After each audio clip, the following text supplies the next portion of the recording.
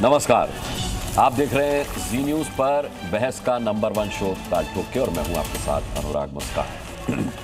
देखिए, आरजेडी के एमएलसी ने एक बार फिर बोला है, फिर उन्हीं कारी सोहेब का बयान सामने आया है। फिर से बयान विवादित है। इस बार टारगेट पर यूपी के सीएम योगी आदित्यनाथ भी है। सवाल है कि योगी को टारगेट करके किसे मैसेज दिया जा रहा है, और अगर किसी वर्ग को मैसेज दिया भी जा रहा है तो कारी की इस स्क्रिप्ट के पीछे कौन है?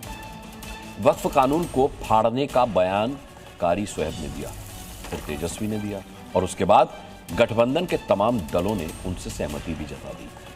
ऐसे में सवाल है कि ये सब कुछ क्या एक रणनीति का हिस्सा है, और बिहार के चुनाव पर इसका असर क्या हो सकता है?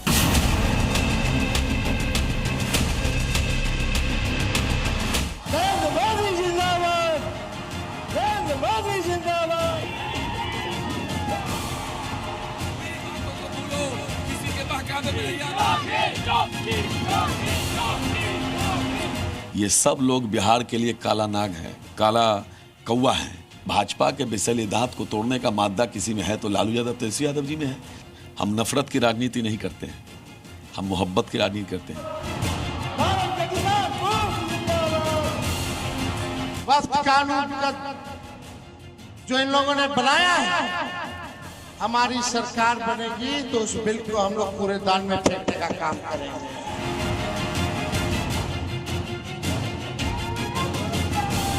काला नाग और काला कौवा जैसी भाषा बोलकर ये लोग खुद अपनी मानसिकता का स्तर दिखा रहे हैं।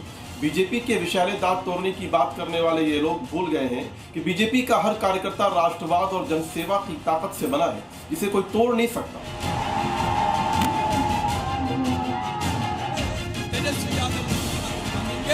कोई माइका लाल पैदा नहीं हुआ है जो सामाजिक सौहार्द बिहार में बिगाड़ दे।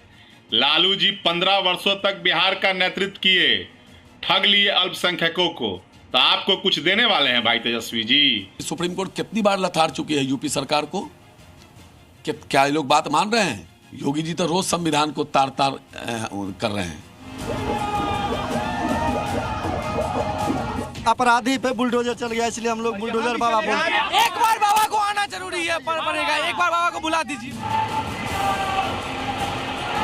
बाबा का बहुत डिमांड हरिनगर में और जरूरत भी है। यूपी की तरह यहाँ भी अपराधी पर, भ्रष्टाचारी पर बुलडोजर चले, बुलडोजर चले। जिंदाबाद।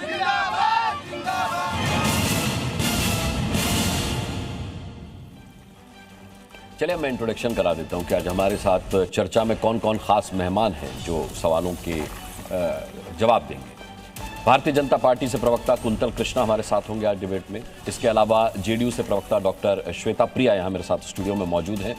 वरिष्ठ पत्रकार रामकृपाल सिंह यहाँ स्टूडियो में मेरे साथ मौजूद हैं। सीनियर जर्नलिस्ट अरविंद मोहन यहाँ मेरे साथ स्टूडियो में मौजूद हैं। इसके अलावा डॉक्टर अनु पासवान कांग्रेस प्रवक्ता हमारे साथ आज डिबेट का हिस्सा होंगे। लारिब अकरम आरजेडी से प्रवक्ता का हम इंतजार कर रहे हैं, कुछ ही पलों में हमारे साथ जुड़ने वाले हैं। और वीआईपी विकासशील इंसान पार्टी की प्रवक्ता प्रिया सिंह हमारे साथ आज इस डिबेट का हिस्सा होंगी। तो चलिए चर्चा की शुरुआत करते हैं। सबसे पहले अरविंद मोहन जी, जब कारी सोहेब का बयान आया तो मुझे लगा कि इन्होंने फंसा दिया तेजस्वी यादव को, लेकिन फिर मैंने देखा कि सोहेब के ही लाइन और लेंथ को फॉलो किया खुद तेजस्वी यादव ने भी।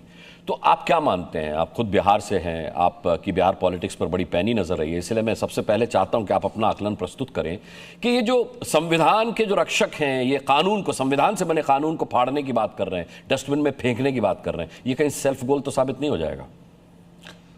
देखिए, ताली एक हाथ से नहीं बजती है, और अगर योगी की पॉलिटिक्स बहुत फलफूल रही है या बीजेपी इतना हिम्मत कर सकती है कि 18% वोट होने के बाद भी एक भी मुसलमान को टिकट न दे और तब भी जीत जाए, खाली टिकट का मामला नहीं है, फिर भी जीत जाए चुनाव, तो ये फिर दूसरा पक्ष भी उसका है। और तो मतलब वो कानून फाड़ेंगे?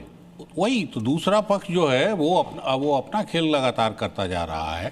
और इसमें सबसे बुरी हालत मुसलमानों की हुई है कि मान लीजिए बीजेपी से तो एक भी टिकट नहीं मिला, लेकिन जो टिकट दे भी रहे हैं वो 5%, 4%, 3%, 2%, 1% पर टिकट दे के उनको लगता है कि बाकी वोट तो हमारी जेब में है।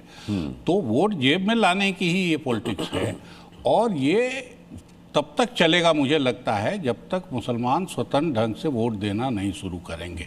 जब तक वो भी हाँके जाने वाले पोजीशन में होंगे कि कोई उनको हाँक रहा है और कोई, क्योंकि मुझे लगता है कि हम सब जातियों का इतिहास जानते हैं, हिंदू का इतिहास देख रहे हैं, कोई जाति का लीडर इतना बेईमान नहीं होता जितना मुसलमानों का लीडरशिप है। लीडरशिप के मामले में मुसलमान समाज हमारे यहाँ सबसे अनफॉर्चुनेट है, क्योंकि बाकी जातियों के जो नेता हैं वो बाकी जो भी कुछ हो जाए अपनी जाति के इशू, अपने समाज के इशू को छोड़ते नहीं हैं। इसमें ट्राइबल लोगों का भी मैं कहूँगा कि ट्राइबल लोग भी फॉर्चुनेट हैं कि उनके नेता सब अपमान मान सह के भी अपने ग्रुप का इशू जब आता है तो खड़े होते हैं। मुसलमानों में आज़ादी के बाद से अब तक जो लीडरशिप आई है वो सिर्फ सौदेबाजी अपने लिए, इंडिविजुअली अपने लिए, अपने समाज के लिए नहीं, इंडिविजुअली अपने लिए सौदेबाजी करने के अलावा उसने कुछ भी नहीं किया है।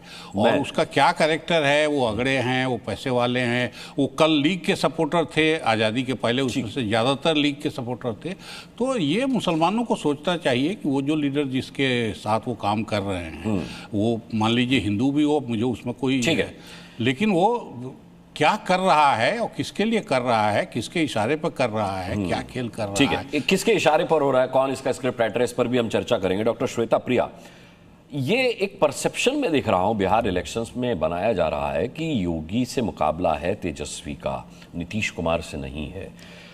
लगातार हमने देखा मीसा भारती ने भी कहा कि बीजेपी की पूरी रणनीति ऐसी बनती दिखाई दे रही है कि वो योगी जैसा ही कोई कद्दावर नेता लाना चाहते हैं बिहार में।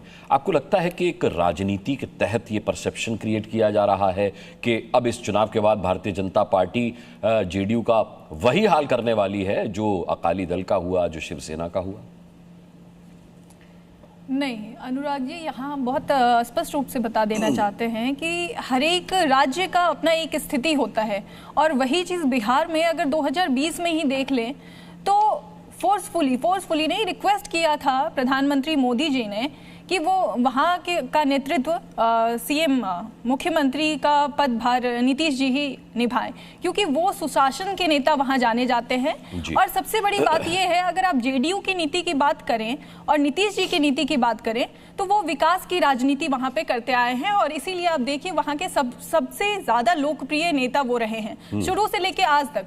फॉर एग्जाम्पल एक उदाहरण हम देना चाहते नेता रहे श्वेता जी, लेकिन लोकप्रिय नेता रहेंगे इस चुनाव के बाद, इसमें संशय पैदा किया जाए? नहीं, कोई संशय वाली बात ही नहीं है। अब बिहार में धरातल पे अगर उतर के देखेंगे तो ये जो जुमलाबाजी ये आरजेडी की तरफ से किया जाता है, उन्हें यही नहीं पता है कि वो बोल क्या रहे हैं। वो बोलते हैं हर एक परिवार से एक सदस्य को नौकरी दे देंगे। उन्होंने 1995 में भी यही चीज वादे किए थे कि हर एक परिवार से हम एक लोगों को नौकरी दे देंगे और हर एक 300 लोगों पे एक हॉस्पिटल खुलवाएंगे। अब वो वैसी बात, नौकरी तो नीतीश कुमार भी देने लगे। नहीं, वो उन्होंने रोजगार की बात की है। बिल्कुल, अगर 7 निश्चय योजना उनका देखे 2015 का 2020 का, तो हर एक निश्चय जो भी उन्होंने किया, जो भी निश्चय किया था उन्होंने सारा निभाया है। अगर उसका उदाहरण देखिए, उन्होंने 7 निश्चय योजना पार्ट 1 में उन्होंने बोला था आरक्षण हम देंगे महिलाओं को, और देख लीजिए 2016 में सरकारी नौकरियों में 35% आरक्षण दिया है उन्होंने, जिसकी वजह से बिहार एक पहला राज्य है जहां पे नारियों की स्थिति पहले इतनी खराब होती थी 2005 से पहले,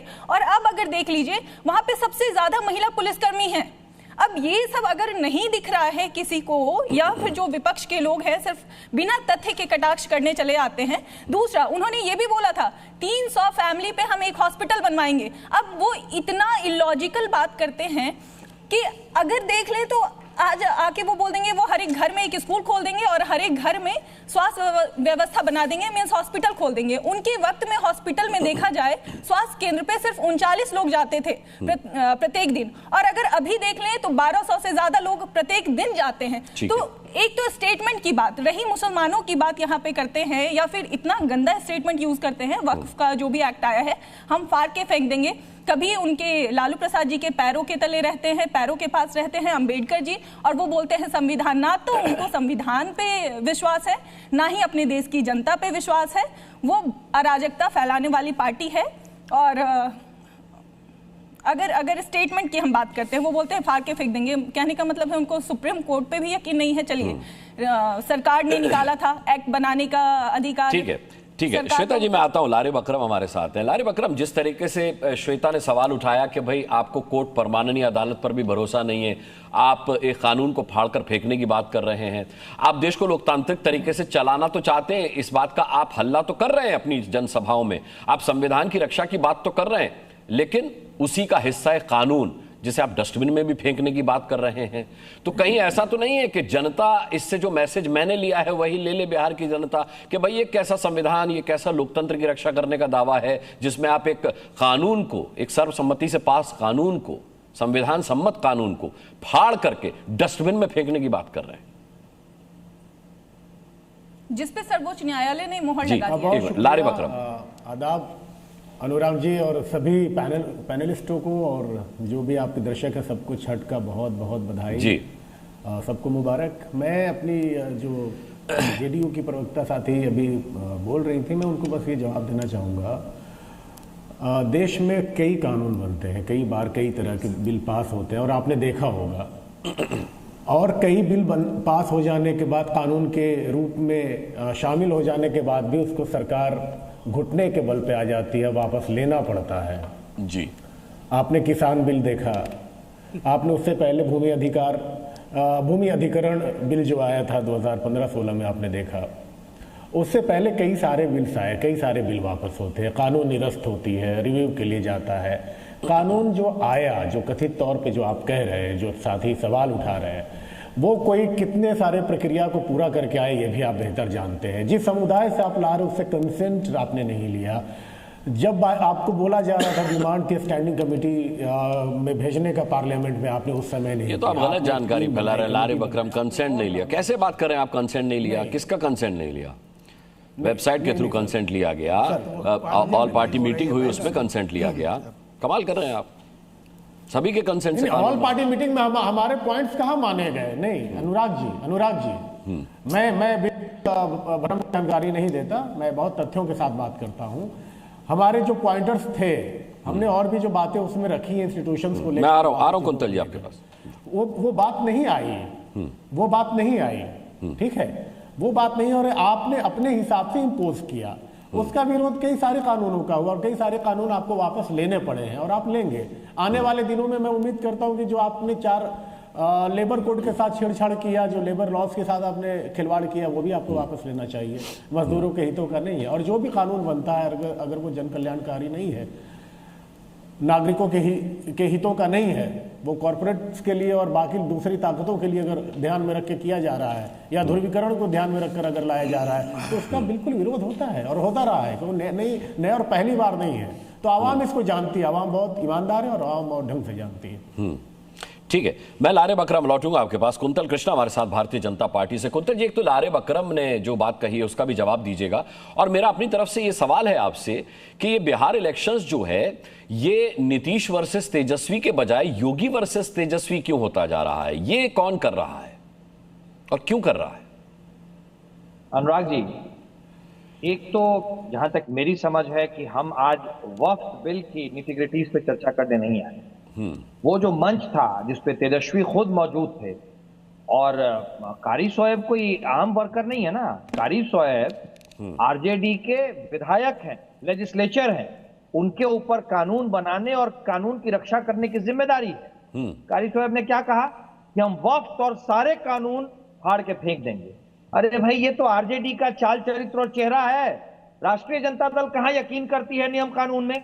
राष्ट्रीय जनता दल का मतलब है गुंडा, बदमाश और अपराध का कानून।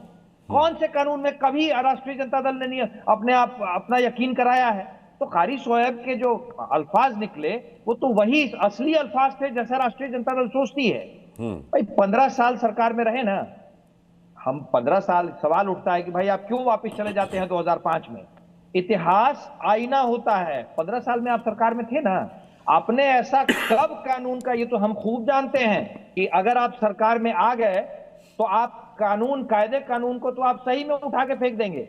इसमें कौन सी बड़ी बात है? ये तो हम खूब जानते हैं। इसीलिए आपके लेजिस्लेचर पब्लिक मन से ये बात कह रहे हैं। और बात सिर्फ, और वक्फ की जहां तक आप बात कर रहे हैं, तो भाई वक्फ पे तो इतनी बहस हो चुकी है, बात वक्फ की नहीं थी। आप अगर मुस्लिम पोलराइजेशन करना चाहते हैं तो आप तो हमेशा से करते आए, इसमें नई कौन सी बात है? उस पे क्या इसमें बोलेंगे नई आप? कौन सी बात है? बहन प्रिया जी डिबेट के कुछ नियम होते हैं, प्लीज बिल्कुल मैं आपका इस वक्त चीज आएगा, आप से सहमत बोलेंगी। हूं, लेकिन भाई अपनी राजद और कांग्रेस, ठीक है प्रिया जी, मैं आता हूं आपके पास। राजद और कांग्रेस मुसलमानों को आज तक सिर्फ और सिर्फ एक वोट बैंक की तरह इस्तेमाल करते आई। और मैं इसका आपको लाइव एग्जांपल देता हूं। मुझे पता है लारी साहब अभी टोकनिज्म की बात करने लग जाएंगे कि भाई ये तो पॉलिटिकल टोकनिज्म है कि हम कानून फाड़ के फेंक देंगे। इसी पॉलिटिकल टोकनिज्म के तहत ना, इसी टोकन की पॉलिटिक्स के तहत ना, पहला आपने अपना सिंबल मुसलमान को दिया, पर आपने किसको दिया? आपने दिया शहाबुद्दीन के बेटे को, आपने दिया ओसामा को। शहाबुद्दीन जो कि दहशत का दूसरा नाम था, शहाबुद्दीन जो कि लॉलेसनेस का दूसरा नाम था, शहाबुद्दीन जो कि जंगल राज का दूसरा नाम था, उसके बेटे को आपने दिया। पूरे बिहार में आपको कोई सियासी आदमी नहीं मिला था, पहली बार जो आदमी चुनाव लड़ रहा है, क्योंकि आप एक मैसेज देना चाहते हैं अपने वर्करों में कि हम अगर आ गए तो फिर से वही मुखे कानून हो जाएगा। अब बात जहां तक रही अनुराग जी आपके सवाल की, पहले महिला योगी जी हमारे एक वरिष्ठ नेता हैं, हमारे उत्तर प्रदेश के मुख्यमंत्री हैं। हमारे नेता अगर बिहार में आ रहे हैं, और उत्तर प्रदेश ने बड़ा अच्छा एग्जाम्पल सेट किया है किस तरीके से कानून का राज स्थापित किया जाए, और बिहार में भी हमने वही किया। 2005 में अनुराग जी आप अपनी टीम से पूछें, शाम के 5:15 हो रहे हैं, आज छठ का दिन है, लोग जल्दी घर पहुंच जाना चाहते थे 2005 से पहले, छठ के दिन भी, जबकि कहा जाता है कि छठ में किसी के घर पे कुंडी नहीं लगती है, उसके बाद भी। और आज आप अपने रिपोर्टर साहब से जो यहाँ बिहार घूम रहे हो पूछ लें, बिहार के किसी इलाके में रात के 2 बजे भी अगर वो ट्रेवल कर रहे हो और किसी ने हाथ देकर रोक दिया तो मैं राजनीति छोड़ दूंगा। अगर किसी ने किसी सामान्य आदमी को जबरदस्ती रोक दिया तो उसके हाथ काट लेगा बिहार का कानून। आज हमने बिहार में ऐसी स्थिति ला दी है, कानून का राज चलता है। और अगर योगी जी आ रहे हैं, हमारा तो भाई बड़ा सिंपल है, बिहार में 2 धाराओं के बीच की राजनीति है। एक धारा है विकास और सुशासन की, और दूसरी धारा है जिसने 15 साल में जंगल राज स्थापित किया। और हम नहीं कहते हैं जंगल राज, साहब कोर्ट के माननीय न्यायाधीश ने कहा। मैं कुंतल कृष्णा जी एनसीआरबी के आंकड़े भी जानता हूं, जिसमें अपराध के मामले में बिहार नंबर 2 है। अनुराग जी इंस्टीट्यूशनल अपराध अब नहीं होते हैं, और नहीं पॉलिटिकली प्रश्रय देने वाले अपराध होते हैं। अब हमारे यहाँ एक आप एग्जाम्पल बता दें, जब अपराधी के लिए किसी भी सरकारी महकमे से फोन आता हो, मेरे पास 50 उदाहरण है जब सीएम हाउस ने इंटरफेयर किया था। मैं आपको एग्जाम्पल बता देता हूं। ठीक है। श्वेता विश्वास का केस याद है ना? याद है ना? विश्वास साहब आईएएस ऑफिसर हुआ करते थे, उनकी धर्मपत्नी के साथ 2 साल तक जबरदस्ती होती रही और एफआईआर तक दर्ज नहीं हुई। और विश्वास साहब ने ऑन रिकॉर्ड कहा कि जब वो पुलिस के पास गए तो पुलिस, उस समय के जो एसएचओ थे और जो अधिकारी थे, उन्होंने कहा कि सीएम हाउस से दबाव है, हम कुछ नहीं कर सकते। उस व्यक्ति ने, उस आईएएस ऑफिसर ने बिहार से ट्रांसफर लेने की अर्जी लगा दी थी। ये था उस समय और आज का अंतर। ठीक है। आज अगर किसी ने क्राइम कर दिया है आपके पास, अब मैं प्रिया सिंह का भी सवाल ले लेता हूं और उसके बाद डॉक्टर अनु पासवान का रुख करूंगा। प्रिया सिंह आपसे कुछ पूछना चाह रही थी। प्रिया सिंह आप पूछ सकती हैं अपना सवाल। जी, पहले तो मैं ये चीज अच्छे से समझ चुकी हूँ कि चुनाव का समय है और ये पूरी जनता जानती है, जनता जनार्दन है, उन्हें अच्छे से पता है। ये बात कर रहे थे कि जंगल राज की, तो मैं पूछना चाहूंगी क्या अभी ये गुंडा राज नहीं है? इनके नाक तले इनके सरकार एनडीए है इतने वर्षों से, फिर भी लोग घुस करके दिन दहाड़े हॉस्पिटल के अंदर हत्या कर देते हैं। मुजफ्फरपुर कांड याद होगा जिसमें ब्रिजेश ठाकुर कृष्णा कह रहे हैं ऑर्गेनाइज्ड क्राइम, जंगल राज में जो ऑर्गेनाइज्ड क्राइम था वो खत्म हो चुका है। अब ये जो अपराध है इन पर भी लगाम लगाने की कोशिश की जा रही है और ये दावा करते हैं कि 72% अपराध में कमी आई है। नहीं, अपराध में कमी आई है, ये आप जनता से पूछेंगे ना। आज जनता डरी सहमी बैठी है। और इस बार जब देखिए, मुद्दा ये नहीं है कि धर्म को बीच में लाना है या क्राइम रेट की बात करना है। जब भी मुद्दा भटकाने की बात होती है, ये लोग एक ही टॉपिक ले आते हैं, जंगल राज। तो क्या अभी गुंडा राज नहीं है? पहला सवाल। दूसरी चीज मैं पूछना चाहूंगी, जब भी आज सबसे बड़ी जरूरत है पलायन रोकना, और हमारा जो मेन मुद्दा है बेरोजगारी, बेरोजगारी पे जब इनसे बात की जाती है तो ये बोल देते हैं कि अरे अभी तो धर्मों की बात कर लेते हैं। इस तरह की चीजों को लाके जनता को गुमराह करने का काम करते हैं। अब मैं आपसे एक चीज बोलना चाहूंगी जो कि जनता भी पूछना चाहती है कि अभी इन्होंने बोला, एक बहन बोल रही थी कि 35% आरक्षण महिला को मिला। जितनी महिलाओं को मिला, क्या अलग अलग विभागों में उतनी बहाली हुई? क्या उतनी बहाली हुई? और हाँ, एक चीज और बोलना चाहूंगी कि इन लोगों ने कहा कि ये नौकरी हर घर, सरकारी नौकरी कैसे, जो जुमलेबाजी की बात करते, जो कि इनका एजेंडा है। मैं ऐसा कई प्रमाण दे दूंगी। अभी बैठे बैठे जो इन्होंने जुमलेबाजी की है उसके प्रमाण मेरे पास हैं। इनका हमेशा से रहता है, पहले तो जो मैंने बताया, इनका जुमलेबाजी खत्म ही नहीं होता है और झूठ बोलना तो इनका सबसे पहला मुद्दा होता है। एक तो ध्यान भटकाते हैं मेन मुद्दा से, और दूसरी चीज है कि किसी तरीके से सामने वालों के सामने ऐसा शब्द रख दे कि सामने वाला डर करके चुप हो जाए। मैं कई डिबेट्स पे बैठी हूँ, मैं आपको बता रही हूँ भाई साहब, कौन सा शब्द रखा है इन्होंने बिहार में? कोशिश की जाती है जी। प्रिया जी, बिहार में कौन सा शब्द ऐसा रखा है जिससे लोग डर रहे हैं? हमेशा से मैं जितने डिबेट्स पे बैठी, तुम चुप रहो, तुम कम बोलो, तुम मत बोलो, इस तरह की चीजें, वाइल्ड डिबेट, ये सब बोलते हैं जी। ये एनडीए के द्वारा बोली जाती है जी। खैर, मेरी डिबेट में आपको कोई प्रॉब्लम नहीं होगी। कुंतल कृष्णा जी, जवाब दीजिए प्रिया जी की बातों का। प्रिया जी, अब मुझे पता नहीं है कि मेरी बहन बिहार से ताल्लुक रखती है या नहीं, पर ये जंगल राज हमने नहीं बोला था प्रिया जी। प्रिया जी, सिटीजनशिप पे आप सवाल ना उठाएं जी। प्रिया जी प्लीज मेरी बात सुने, प्लीज मेरी बात सुने, वरना फिर आप अनुराग जी से आप कंप्लेन करेंगे कि चुप रहो वाली बात कह देते हैं। आप मेरी बात सुने। आप हमने अनुराग जी कभी या किसी पॉलिटिकल पार्टी ने जंगल राज नहीं कहा। उस समय के तत्कालीन न्यायाधीश ने बात कही थी। अभी तो थोड़ी देर अरे भाई, आप अनुराग जी आप मेरी तरफ से प्रिया जी को बोलेंगे, मुझे बोलना पड़ेगा। माननीय अदालत की टिप्पणी थी जंगल राज पर प्रिया जी। मैं अच्छा, दूसरी बात अनुराग जी, जो पलायन की बात होती है, एक मैं तथ्य और बता देना चाहता हूं। एक तथ्य और मैं बता देता हूं।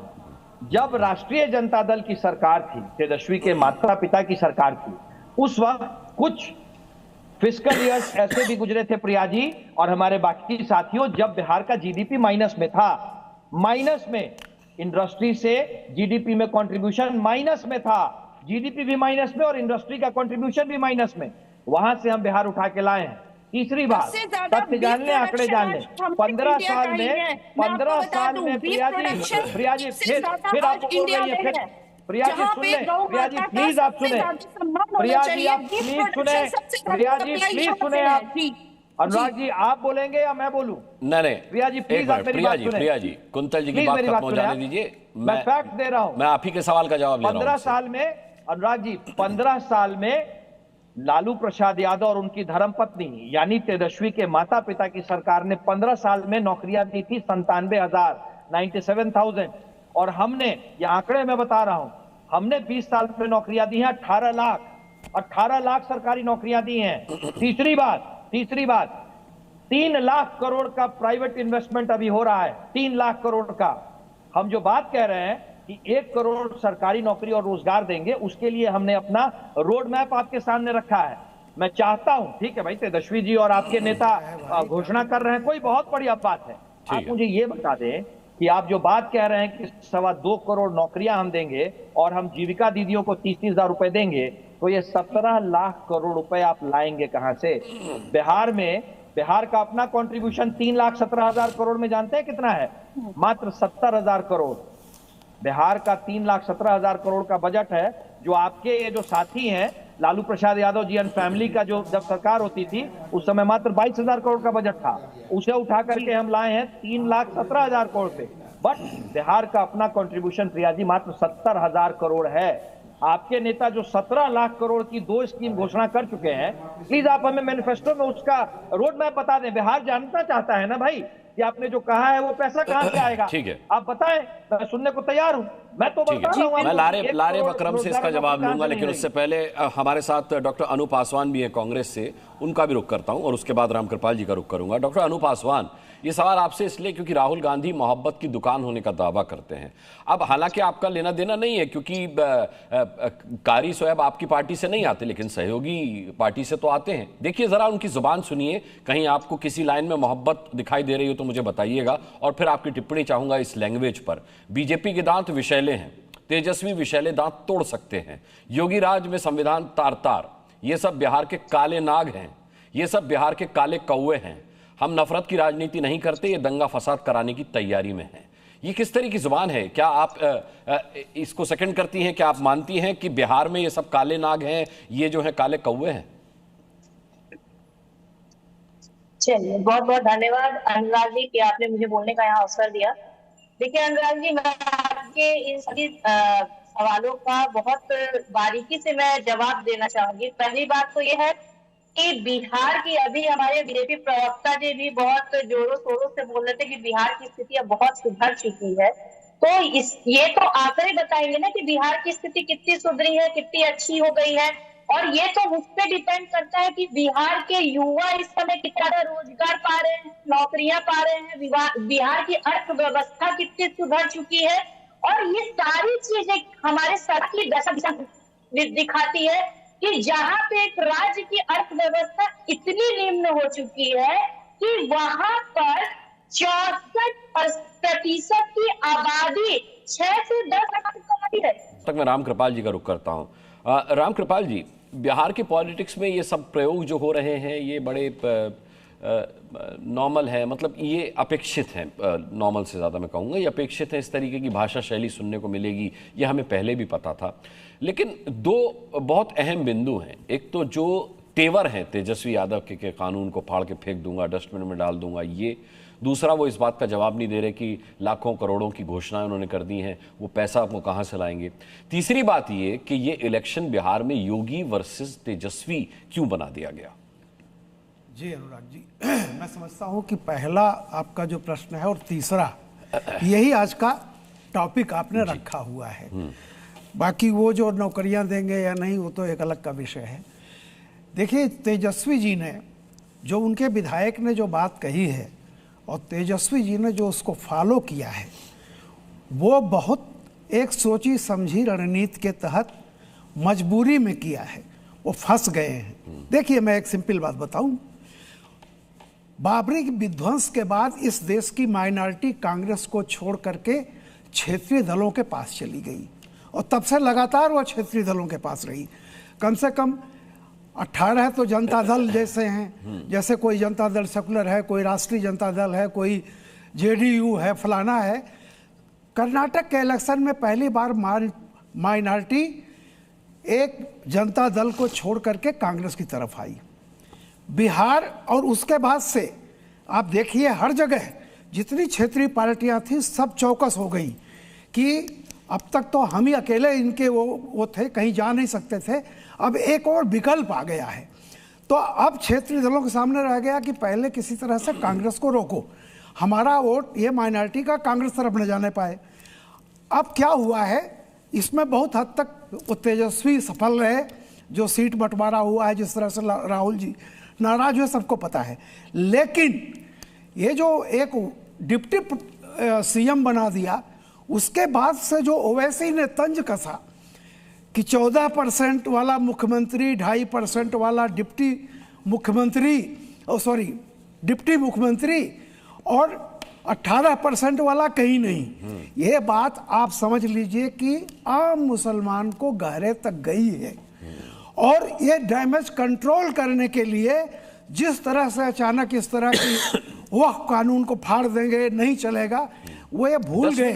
कोई अभी कह रहे थे कि किसानों का कानून फलाना ढिकाना, वह कानून एक ऐसा कानून है जिसमें गरीब मेजॉरिटी मुसलमान भी उसके पक्ष में है। ये मत सोचिए। इसलिए ये जो कोशिश की जा रही है, हमेशा ये कोशिश होती थी, क्यों नहीं लोग मुसलमान को करते थे? जानते थे कि मुसलमान के सामने कोई विकल्प नहीं है सिवाय आरजेडी को देने का। अगर आपने कांग्रेस को रोक दिया तो आरजेडी को देने का सिवा कोई विकल्प नहीं है, क्योंकि माइनॉरिटी ज़्यादातर उसके वोट वहीं जाते हैं जो बीजेपी को हरा सके या बीजेपी के सहयोगी पार्टियों की तरफ नहीं जाते हैं या बहुत मजबूरी में जाते हैं। तो ये जो लोग सोचते थे 18% तो मेरी झोली में है ही, पहले ये देखो 15% इनको ठीक करो, 2.5% इनको ठीक करो।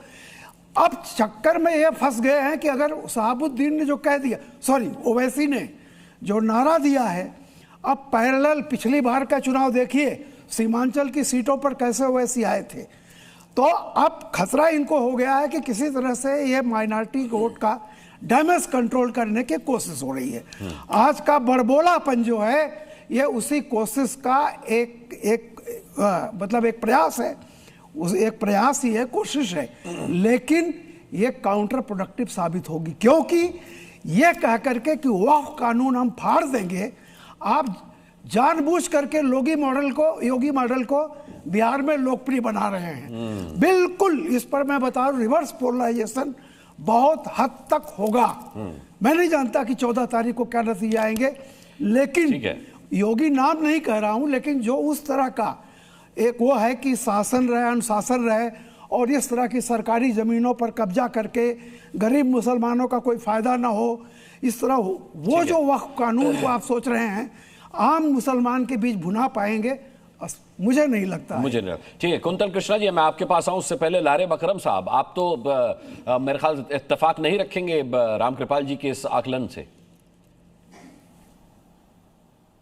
नहीं, देखिए रामकृपाल जी वरिष्ठ, उनका अनुभव मेरे उम्र के बराबर होगा शायद, तो मैं ऐसा नहीं कहूँगा। वो अपनी बात कह रहे हैं, उनका एक तजुर्बा है, नज़रिया है। देखिए मैं पहले आपको ये बात कहना चाहूँगा, जो ओवैसी साहब वाली बात उन्होंने लाई, इस देश में तवारीख़ी तौर पर आज़ादी से पहले और आज़ादी के बाद मौजूदा हिंदुस्तान में और 47 से पहले के हिंदुस्तान में भी एक बहुत बड़ी आबादी थी जो पार्टीशन के ख़िलाफ़ थी, जो सांप्रदायिकता के ख़िलाफ़ थी। वो आज मौजूद है इसी हिंदुस्तान में, इसी ज़मीन पर। कभी भी हिंदुस्तान में मुसलमानों ने अपने लिए कोई मुस्लिम नेता, मुस्लिम क़यादत की कल्पना नहीं की और ना ही उसके लिए कोई ज़ोर लगाया। और जहाँ भी आए लोग कि मैं मुसलमानों की राजनीति करूँगा, मुसलमान हमारे कॉन्स्टिट्यूएंट के तौर पे होंगे, उनको मुसलमानों ने रिजेक्ट किया। और तमाम ऐसी राजनीतिक पार्टियाँ जो मज़हब की बुनियाद पर और रिलीजियस बेस पर खड़ी हैं, जमात इस्लामी हो या इस तरह की दूसरी जो पॉलिटिकल पार्टियां हैं, लेकिन वो मुसलमानों से ताल्लुक़ रखती हैं, उसको मुसलमानों ने कभी सपोर्ट नहीं किया, वो हमेशा हाशिए पर रही। तो हिंदुस्तान का मुसलमान कभी भी डिविजिव पॉलिटिक्स के साथ नहीं है। हिंदुस्तान का मुसलमान अगर समाजवादी पार्टी को, कांग्रेस पार्टी को, डीएमके को या राष्ट्रीय जनता दल को या इस तरह की दूसरी पार्टियों को जाता है, उसको वोट करता है, तो मुसलमानों का पॉलिटिकल चेतना है, पॉलिटिकल अंडरस्टैंडिंग है। ना हम किसी से डर के वोट करते हैं और ना ही कोई हमें डरा सकता है। ये साफ तौर पे पता होना चाहिए भारतीय जनता पार्टी को और उसके दूसरे लोगों को भी। ओवैसी साहब जैसे लोगों का क्या है, वो सीमांचल में मुस्लिम बहुल क्षेत्र से आते हैं, हैदराबाद में उन्होंने क्या माहौल बना रखा है वो हम लोग जानते हैं, जाते हैं, देखते हैं। हिंदुस्तान का माहौल का, हिंदुस्तान के मुसलमानों का मिजाज और रोल मॉडल और आइडिया जो है वो ओवैसी साहब नहीं सर्व कर सकते, नहीं करते हैं। तो मुसलमान हमेशा से जो उसके आइन की रक्षा करेगा, जो उसके मूल्यों हितों की रक्षा करेगा, जो उसके साथ सांप्रदायिक आग से उसके साथ खड़ा रहेगा, बोलेगा, मुसलमान उसको वोट करता है। मुसलमान मैं ये कह रहा हूं कि रामकृपाल जी ने एक बात और कही, जरा उस पर भी आपकी टिप्पणी चाहिए। वो ओवैसी साहब पर इतना लंबा बोलने का कोई मतलब नहीं है। जितना आप वक्फ कानून की मुखालफत करेंगे, फाड़ के फेंकने की उसको बात करेंगे, उतना ही आप योगी मॉडल का प्रचार प्रसार करेंगे। रामकृपाल जी का एक आकलन ये भी है।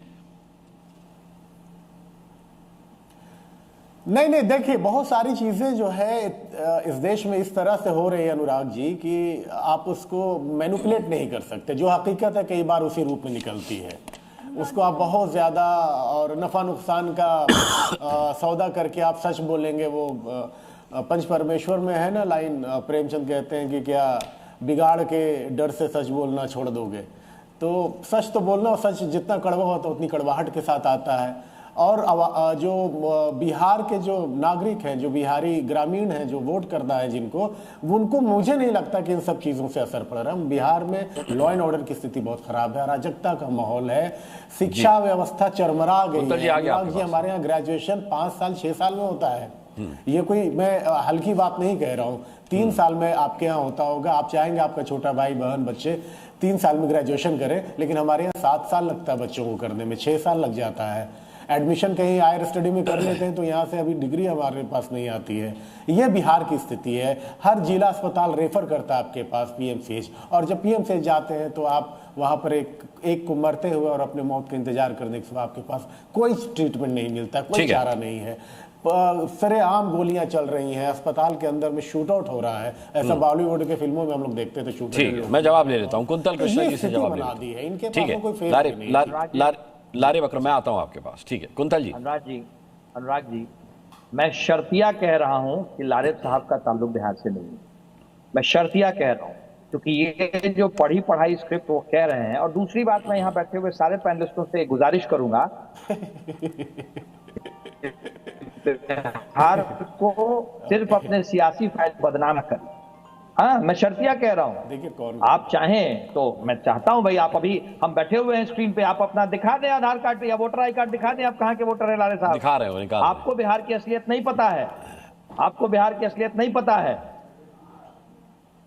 चलिए आप दिखाइए, ये दिखाइए। लगातार हमसे हमारा प्रमाण पूछ रहे नहीं, क्योंकि बिहार की असलियत आपको नहीं पता है। आप जो बयान दे रहे हैं वो एक रटी रटाई हमें स्क्रिप्ट प्रमाण है, दिखाने की जरूरत नहीं है। यहाँ वो की एक रटी जनता रटाई बताएगी। स्क्रिप्ट है।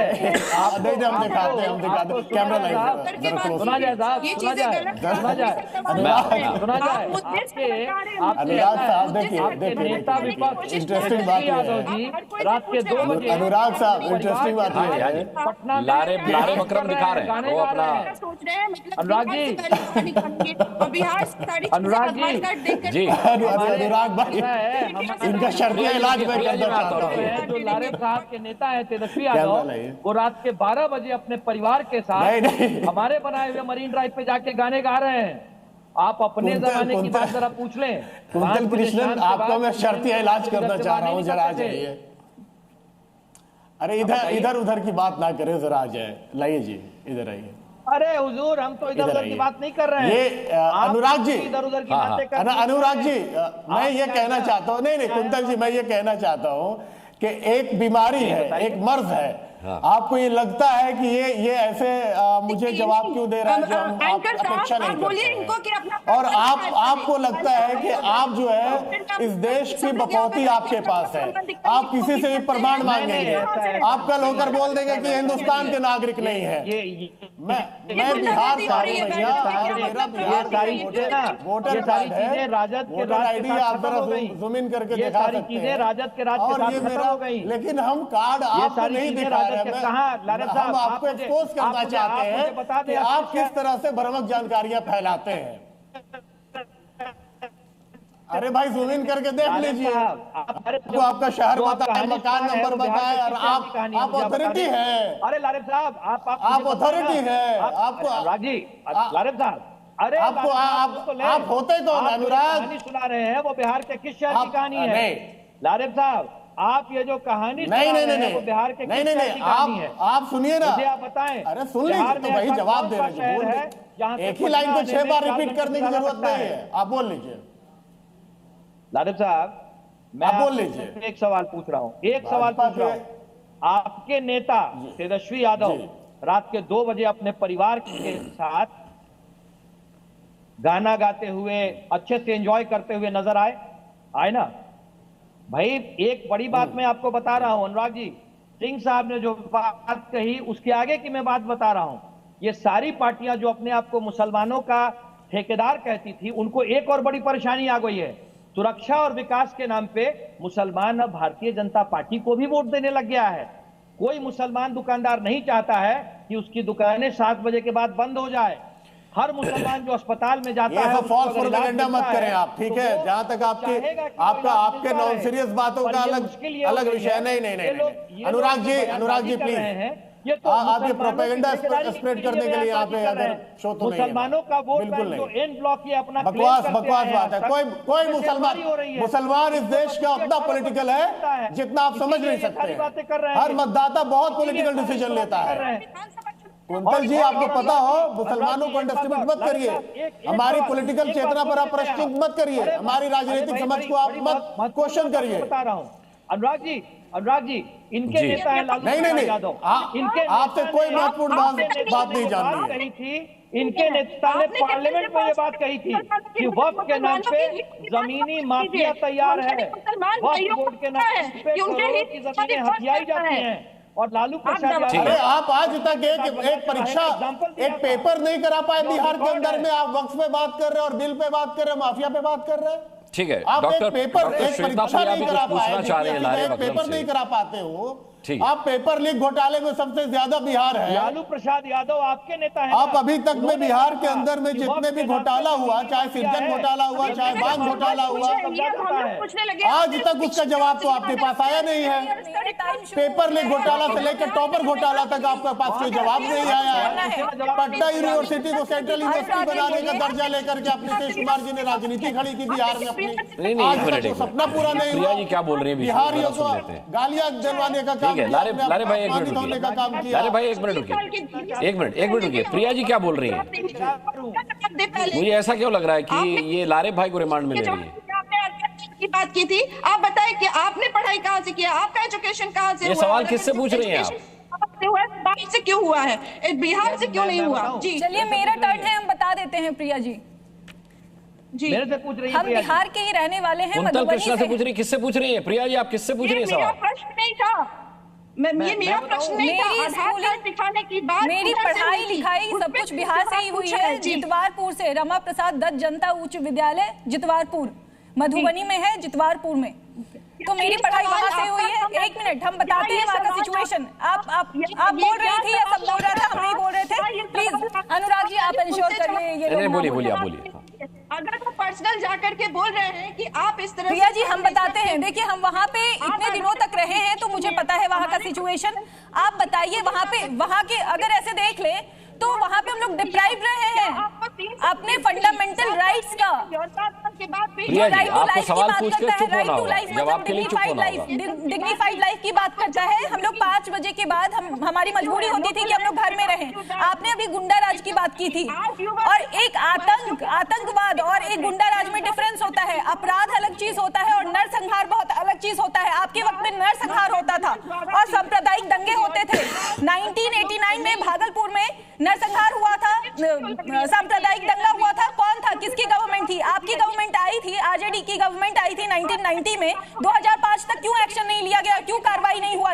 हमारी जब गवर्नमेंट आई तो कार्रवाई भी हुआ और आज उन लोगों को पेंशन भी दिया जा रहा है, कॉम्पनसेशन के नाम पे पेंशन दिया जा रहा है। आपकी गवर्नमेंट में क्या हुआ था? रही बात वक्फ बोर्ड की, तो यहाँ पे बहुत स्पष्ट तरीके से बता देना चाहते हैं बिहार के हर मुसलमान भाई बहनों को कि ये आपके फेवर का कानून है। अब कैसे फेवर का कानून है? हम लोग विकास की राजनीति करते हैं और इसमें पसमंदा समाज 2 करोड़ के करीब आबादी मुसलमानों की है बिहार में, जिसमें से 73% पसमंदा समाज से आते हैं। 73% का मतलब होता है 1.5 करोड़ के करीब आबादी, और ये उनके फेवर में है। ये लोग रिप्रेजेंटेशन की बात करते हैं। वक्फ एक्ट को सराहा है सुप्रीम कोर्ट ने, सर्वोच्च न्यायालय ने, क्योंकि स्टेट वक्फ बोर्ड में पसमंदा समाज से और महिलाओं के लिए कोई रिप्रेजेंटेशन नहीं था। वो इस एक्ट के बाद ही आया है। वो एनडीए गवर्नमेंट के होने की वजह से ही पॉसिबल हुआ है। ये रिप्रेजेंटेशन आप लोगों ने क्यों नहीं दिया था? और इसके लिए रिकमेंडेशन सबसे ज्यादा आग्रह करने वाले हमारे माननीय मुख्यमंत्री नीतीश जी थे, जिसको केंद्र सरकार ने बहुत ही अच्छे से इन चीजों को कंसीडर किया है, जिसकी वजह से रिप्रेजेंटेशन मिला है। आप लोग क्यों बांट रहे हैं लोगों को? विकास के नाम पे राजनीति करिए, वोट के नाम पे मत करिए। ठीक है, एक तरफ तेजस्वी जी दागदार और एक तरफ हमारे मुख्यमंत्री नीतीश जी ईमानदार। अब जनता चुनेगी ईमानदार या दागदार। ठीक है प्रिया सिंह जी, मुझे तो आप मुकेश सैनी से ज्यादा बेहतर विकल्प लग रहे हैं डिप्टी सीएम पद के लिए। जिस तरीके से आप इंटरप्ट करें सभी गेस्ट के बीच में, आप बेहतर विकल्प है मुकेश सैनी से। मैं डिप्टी सीएम के नाम पर आपका नाम जो है ज्यादा बेहतर समझूंगा। देखना, बहरहाल मैं आता हूं आपके पास। डॉक्टर अनु पासवान का ऑडियो ठीक हो गया। डॉक्टर अनु पासवान भाई को उनकी जगह पे ही रहने अच्छा ठीक है, आप अपनी बात पूरी कीजिए। तब बात पूरी नहीं हो पाई थी। अनु पासवान जी देखिए अनुराग जी, मैं कुछ टेक्निकल इश्यू की वजह से मुझे थोड़ा समय मिल रहा है। मैं चाहूंगी कि बिना किसी करना चाहूंगी। मैंने स्टार्टिंग में ये बात कही थी कि किसी भी सरकार की अच्छाई बुराई उसके गरीबी रेखा, आर्थिक स्थिति से, सामाजिक स्थिति से और वहाँ के युवाओं को रोजगार की स्थिति से पता चलती है कि वहाँ की सरकार किस तरीके का काम कर रही है। अभी बीजेपी के प्रवक्ता जी बोल रहे थे, क्या ये इस चीज से मुकर सकते हैं कि बिहार में आज भी 64% आबादी जो है वो गरीबी रेखा के नीचे है, उसके आसपास की है, जो सिर्फ 6,000 से 10,000 तक ही कमाती है। और ज्यादातर लोग की जो रोजगार की जो स्रोत है वो क्या है, वो मिस्त्री का काम कर रहे हैं, लेबर का काम कर रहे हैं।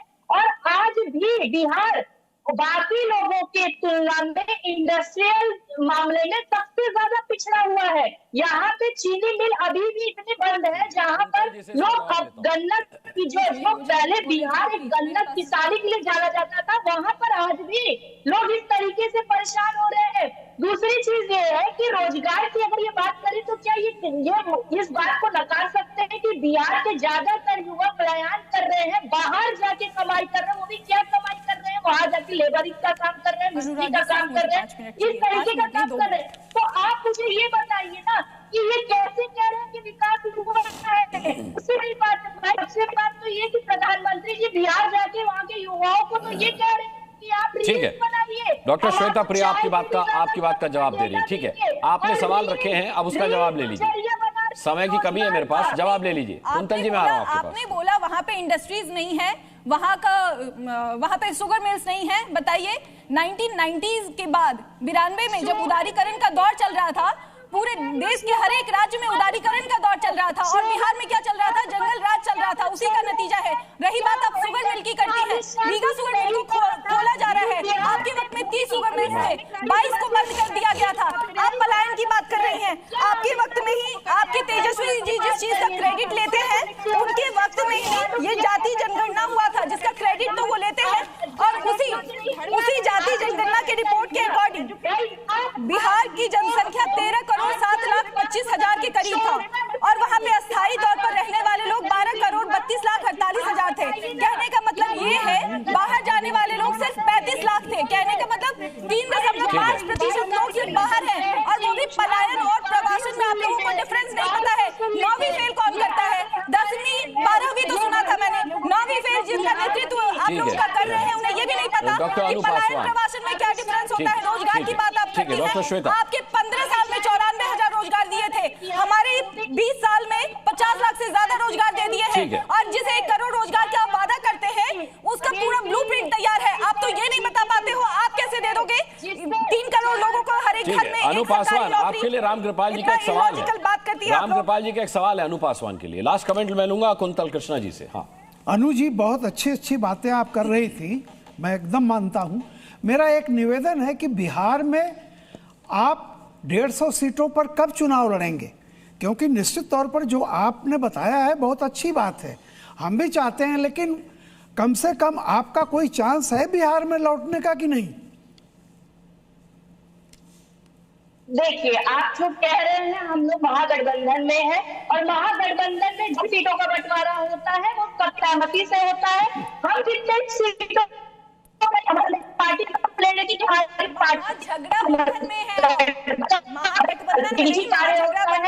हम जिस तरीके से बात करते हैं, हम केंद्र के ऊपर ज्यादा फोकस करने का प्रयास कर रहे हैं। और जहाँ पे बिहार की बात है, वो वहाँ की जो चीजें चल रही हैं, गठबंधन जो भी सीटें शेयरिंग हो रही है, वो हम सबके सहमति से हो रही है। हम कितने सीटों पर लड़ेंगे, हमारे गठबंधन पार्टी कितने सीटों पर लड़ेगी, ये शीर्ष नेतृत्व का फैसला होता है।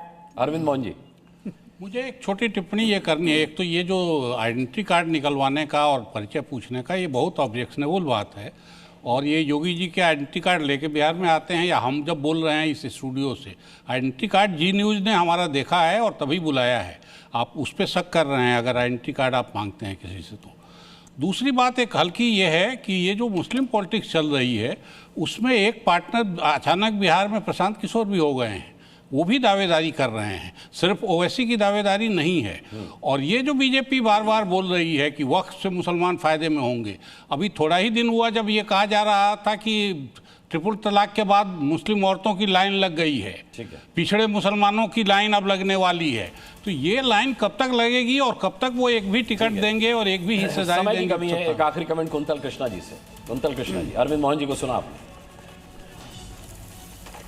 जी अनुराग जी, बिहार में सबका स्वागत है, लेकिन मेरा एक निवेदन, आप बिहार को बेजा बदनाम न करें। बिहार में जो अच्छी चीज उनकी भी बात करें। जब आप बिहार की बात करें, ये भी बताएं कि बिहार का बना हुआ रेल इंजन अभी अफ्रीका में ट्रेन खींच रहा है। 40,000 करोड़ रुपए का प्राइवेट इन्वेस्टमेंट एक इन्वेस्टमेंट में आया है। 3 लाख करोड़ का अभी इन्वेस्टमेंट हो रहा है, और साथ में कोरोना के समय रिवर्स माइग्रेशन कराने वाला स्टेट है बिहार। ये बात भी बताएं कि नेगेटिव जीडीपी से आज हम जीडीपी को कहां लेके गए। मेरा सिर्फ इतना निवेदन है, किसी की आइडेंटिटी देखने का मुझे कोई शौक नहीं है, और ना मैं कोई सवाल करता हूं। ये देश सबके लिए है। ठीक है। मैं बिहार ये कोई आखिरी डिबेट नहीं, बिहार में चुनाव को लेकर के अभी तो ये शुरुआत है, और मुझे ऐसा लगता है कि बिहार पॉलिटिक्स में रोज ऐसे अपडेट्स आएंगे